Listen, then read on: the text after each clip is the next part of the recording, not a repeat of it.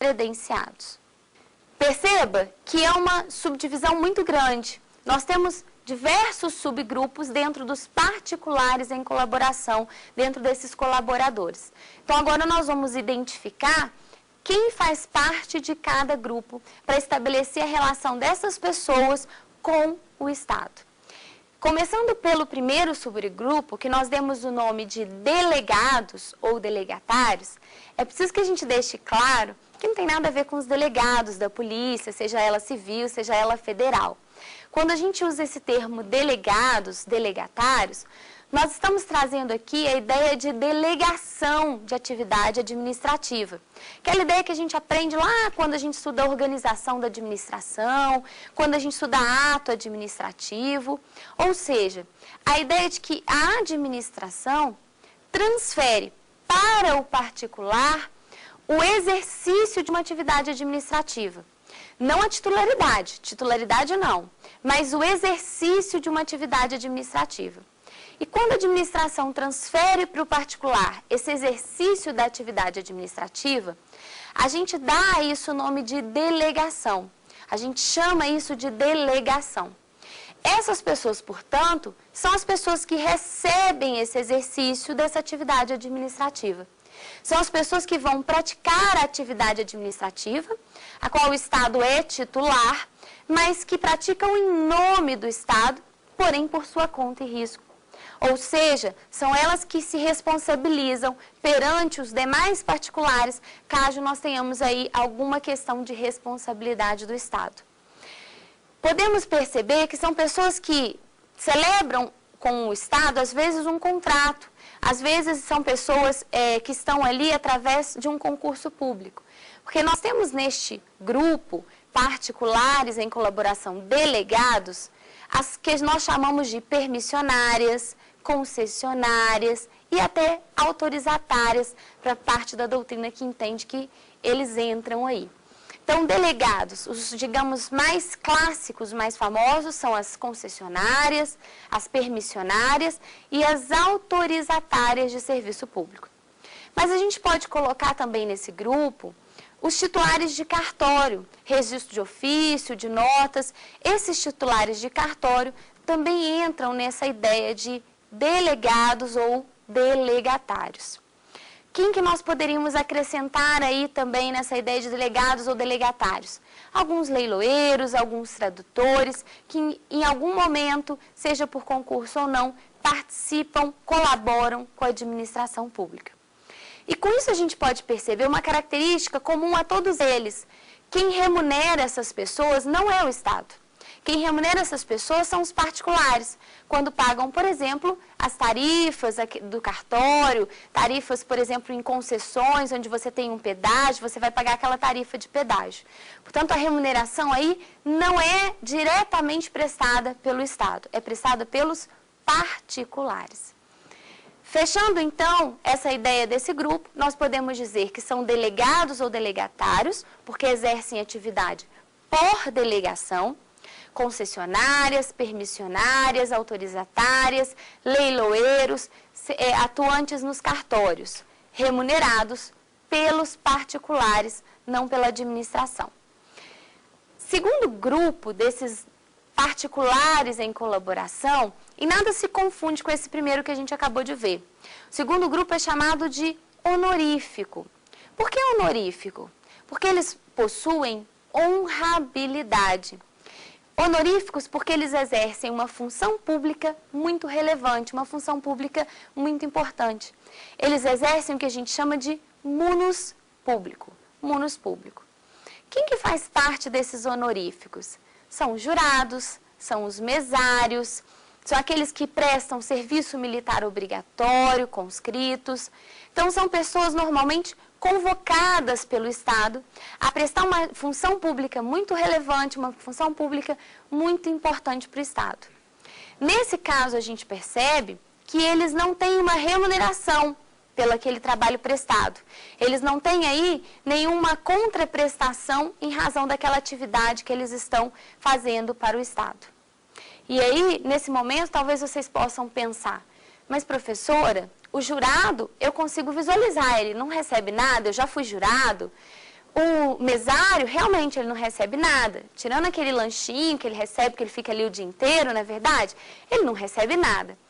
Mas o que presta serviço militar obrigatório recebe sim. Você está falando que ele não tem nenhuma contraprestação, mas ele recebe o soldo. Eu estou nessa fase da minha vida e eu estou recebendo o soldo.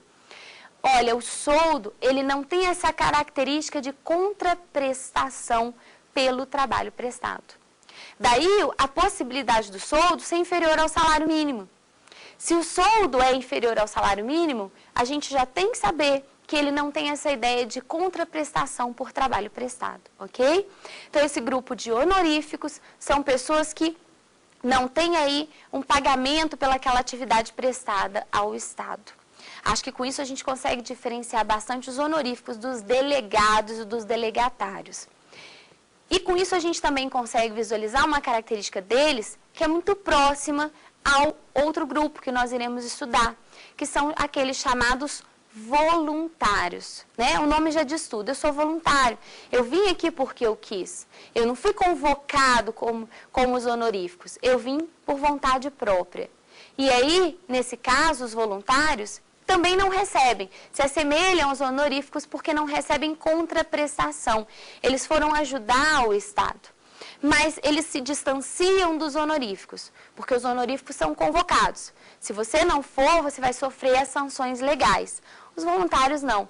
Parte de você. Você tem a vontade de ajudar o Estado, de participar de alguma conduta estatal.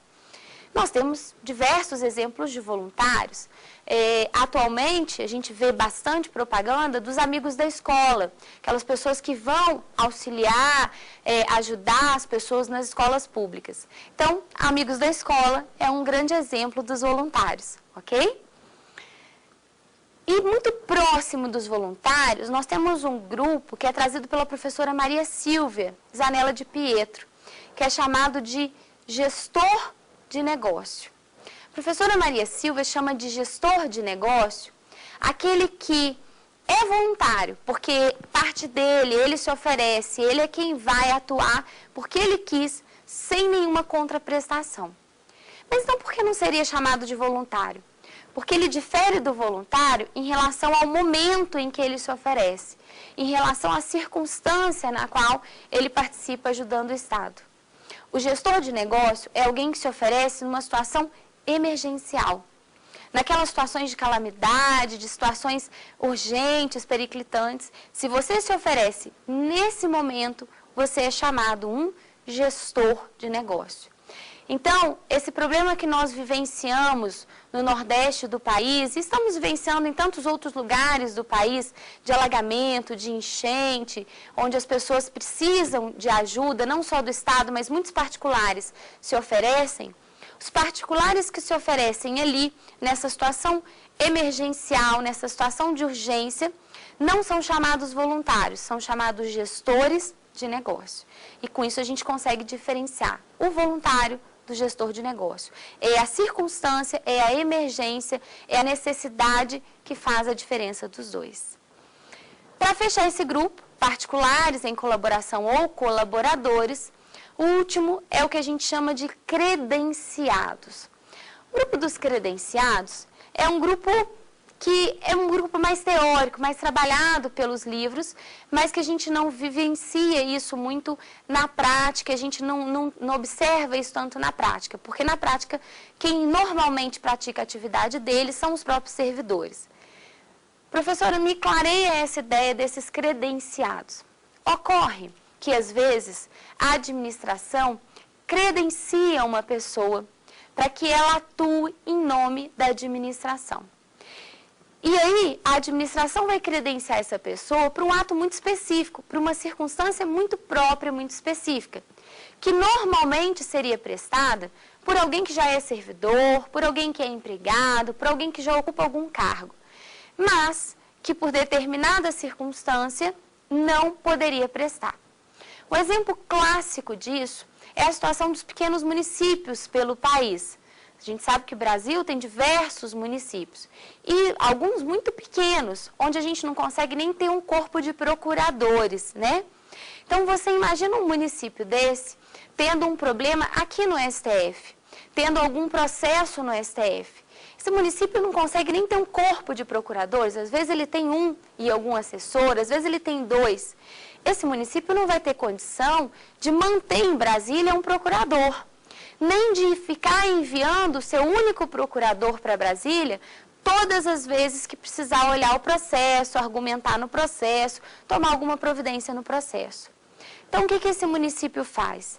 Esse município credencia alguém, algum advogado aqui em Brasília, para que esse advogado atue em nome desse município. Daí a gente dizer que são credenciados para esse processo específico. Acabou esse processo específico, acabou essa relação desse advogado com aquele município. É um ato único específico. Um outro exemplo de credenciados que nós podemos ter são, por exemplo, as pessoas que representam o próprio município, o estado, mas normalmente a União Federal. Nesses conselhos, num grande tema, numa ONG internacional, e aí o Brasil precisa enviar alguém para representá-lo, essa pessoa é um credenciado. A União Federal credencia para aquele ato único, naquele congresso, ou naquela reunião daquela ONG específica. Aquela pessoa vai, representa o país, voltou, acabou a relação dela, nesse caso específico, com a União Federal. Então, os credenciados são pessoas que praticam um ato único, tá? Com isso, a gente percebe que particulares em colaboração é um grupo muito extenso, né? A gente viu que temos aí grandes subdivisões com alguns pontos em comuns, mas com muitos pontos diferentes, justamente para que a gente possa individualizar cada grupo. E percebemos principalmente que são particulares, não são pessoas arraigadas ao Estado.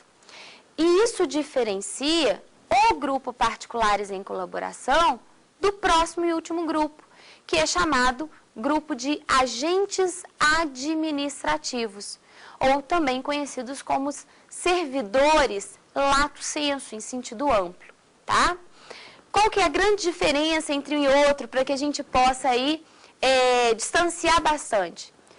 Particulares em colaboração são particulares.